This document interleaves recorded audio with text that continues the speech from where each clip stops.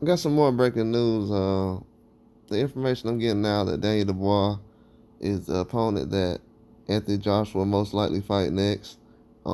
Even though a fight with Hergovic and Daniel Dubois still could take place, Daniel Dubois is the guy that they are lining up to fight Anthony Joshua next. It probably will be in line with the 5 versus 5 that they're gonna do later on this year. So it makes sense, even though it would conflict with a lot of stuff. It makes sense overall because they're gonna have this 5 versus 5 tournament coming up, and Frank Warren's gonna take a set of fighters. So that'll kind of be in line with what they'll be doing with that situation. So it all makes sense. But at the end of the day, Dane Dubois, he possibly will have a fight coming up soon. It's not official yet, but there's still rumblings about things like that. But it's definitely set to possibly happen. So there's a lot of things going on right now where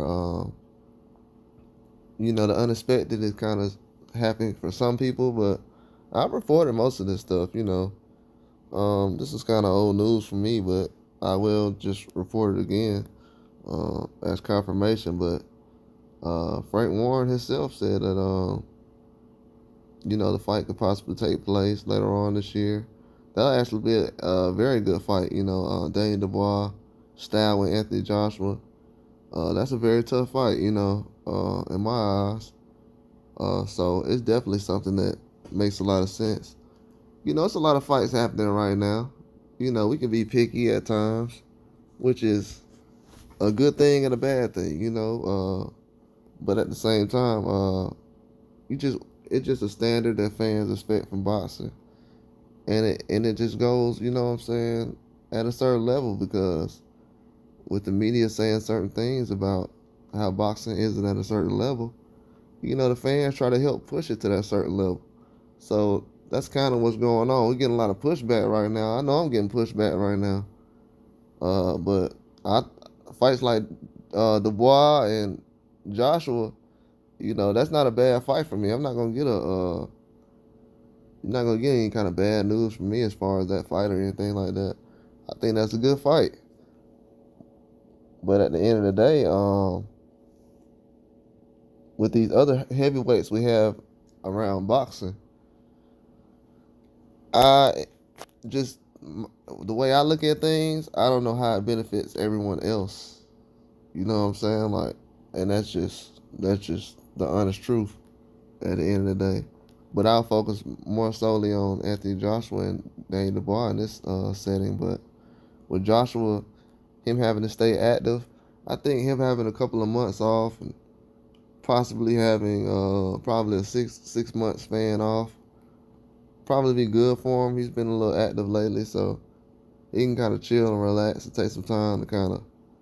He's had a lot of different trainers in his face, so he needs a little time off to kind of retool some things. Even though he's coming off a knockout win, he didn't have a lot of rounds. So if he was to possibly go against a guy like Daniel Dubois had a lot of rounds the last couple of fights. You know what I'm saying? He's possibly had more rounds than Joshua had these last few fights. So it kind of adds up as far as with him of why that would be a tough fight. But with Frank Warren kind of bringing all these things into place right now, it all makes sense for me. But at the end of the day, when you look back, Jarrell Miller was a guy they was trying to line up with Anthony Joshua. But since Jarrell Miller lost to Dubois, now the Jarrell Miller and Joshua fight is not going to happen. The big baby Jarrell Miller. Uh, but at this time right now, they're negotiating the fight with Daniel Dubois right now. You know what I'm saying? I don't want to say too much about anything going on, but that's just a nice fight. I feel like Daniel Dubois he gave Usyk a very good run for his money. So seeing a guy like Daniel Dubois kind of line up with Joshua, he's a little bit different than the guys that Joshua stepped in there with lately. So it all makes sense to me. But at the same time, it just doesn't line up overall when you really look at it. But at the same time, things could actually change. But the fight could still actually happen no matter what, win or lose. So it's kind of one of those situations where you got to figure things out and really uh, see what kind of level guys is on. But at this time right now, those couple of fights happening, with the fights I see Joshua having, he already has his next couple 2 fights lined up. I'm reporting them right now. So if you hear anybody else after this, well, I know some reports out, but if, hey, I'm just letting it be known right now. These gonna be his next 2 fights. So if anybody mention anything about Wilder fight, it'll just sound like promotion. That probably won't happen for another year and a half, 2 years, another year and a half at least, until that fight happens. That's a guarantee because the way things looking now, yeah, it won't be another year and a half until that fight happens. If people, that's why I never mention the fight because I see what time it is. But at the end of the day, it's all good. But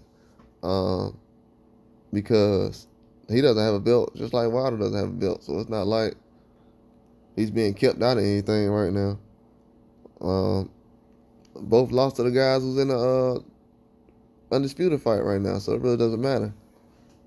Doesn't matter trying to go back and get a win after all the other stuff.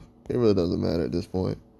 But with Dane Dubois, in his situation, he's lost to Usyk as well. So this is all just got 2 guys who lost to Usyk who's going to end up fighting.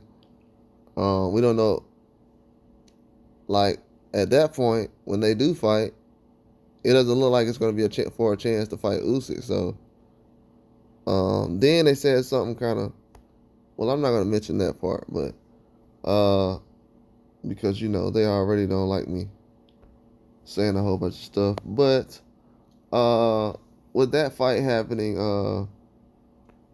I mean, as far as Daniel Dubois, he's gonna have a resume. That's why I said, bro, if y'all look at Daniel Dubois' resume, bro, he's another person who proves what I say is right. See, I don't have to go to the big names. See, y'all think y'all go to the other channels, y'all hear these guys yell out big names and all that. I'm not the guy who does that. I can point at a small name guy, and I can show you why these guys aren't who y'all say they are. I'm telling you, win or lose, I can show you why they're not who you say they are. Because we try to make some of these guys like mythical figures, like they can't suffer losses, and then when they have losses, they just evaporate in the air like rain on a hot day. That's not gonna happen. And then now we're trying to put value into, back in the day, guys suffered losses and it was nothing. Now we starting to see a lot of stuff go around, and it's just making sense to me. You know what I'm saying? Like, it's all fun and games at one point, but people starting to realize now. And then what people got to realize is, this isn't the 80s. I hear a lot of people running around talking about, yeah, this is like the 60s, 70s, 80s. Let me tell you why it's not like the 60s and 70s and 80s. Because back then when guys lost, they'll just take the loss and keep it pushing. These days, they want to act like, oh, a guy should retire. All this other stuff. After going 12 rounds. So, people see right through boxing. It's a sham right now. You know what I'm saying? You can't. This ain't WWE. You can't devalue each fighter and then try to jump in the ring with him. Oh, he ain't did this, and this. You know what I'm saying? But we're gonna have him on the fight card. Oh, he hasn't done this, and this. We're gonna have him on this fight card. Yeah, but this fight will be happening though. It has options on down the road, but a guy like Daniel Dubois, he fighting a lot of people. He's a young guy. He want to smoke.